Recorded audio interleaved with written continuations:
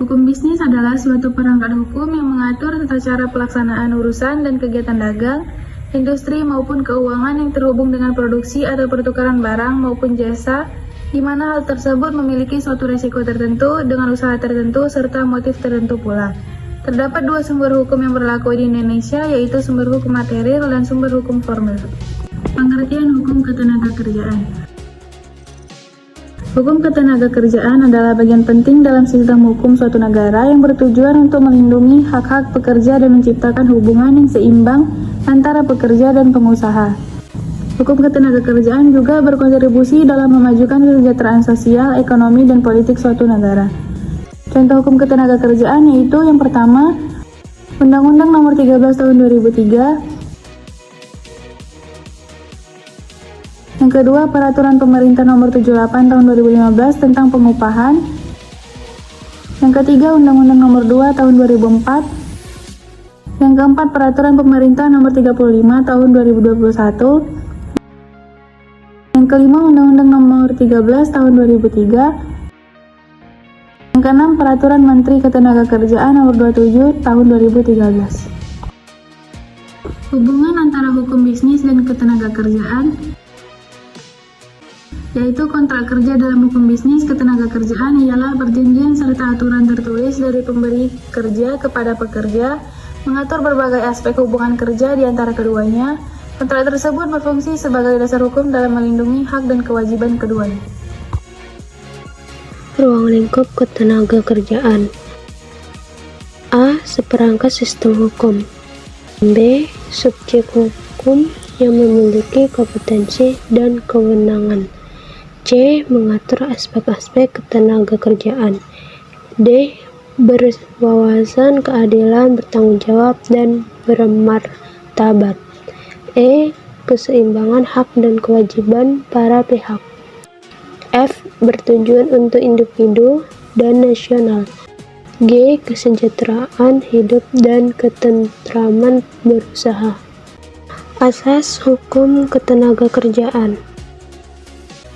Asas pembangunan ketenagakerjaan pada dasarnya sesuai dengan asas pembangunan nasional, khususnya asas demokrasi, asas adil, dan merata.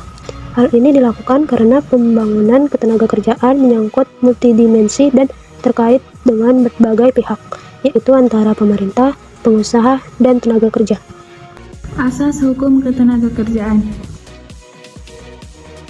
Sifat hukum ketenagakerjaan pada dasarnya adalah masuk lingkup hukum privat. Mengingat bidang-bidang kajian hukum itu merupakan suatu kesatuan dan tidak mungkin untuk dilakukan pemisahan, maka menjadikan hukum ketenagakerjaan termasuk ke dalam hukum fungsional, yaitu mengandung bidang hukum yang lainnya. Kedudukan hukum ketenagakerjaan.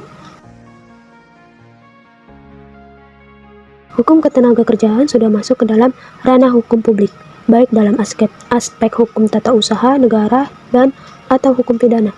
Pasal 1320 KUH Perdata sebagai syarat sah pelaksanaan suatu bentuk hubungan hukum untuk memberikan dan menerima suatu objek hukum berupa pekerjaan yang tidak bertentangan dengan perundang-undang yang berlalu. Hukum positif di bidang ketenagakerjaan.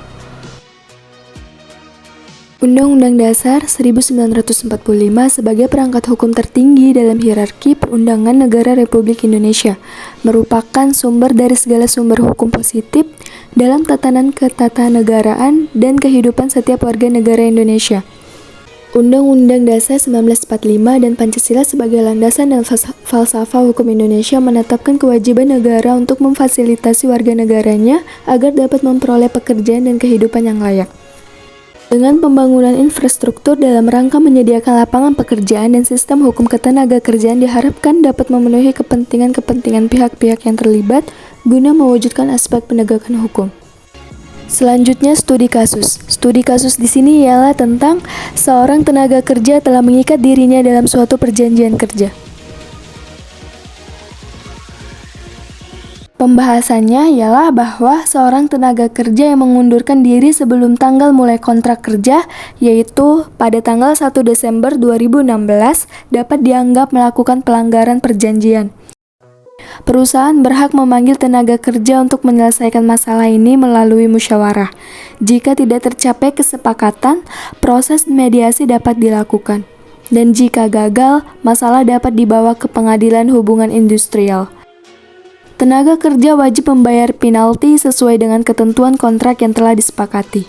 Penyelesaian sengketa harus mengikuti prosedur hukum yang diatur dalam Undang-Undang Nomor 2 Tahun 2004. Dari yang sudah dijelaskan, jadi hukum bisnis dalam konteks hukum ketenaga kerjaan berfokus pada pengaturan hubungan kerja antara pengusaha dan tenaga kerja.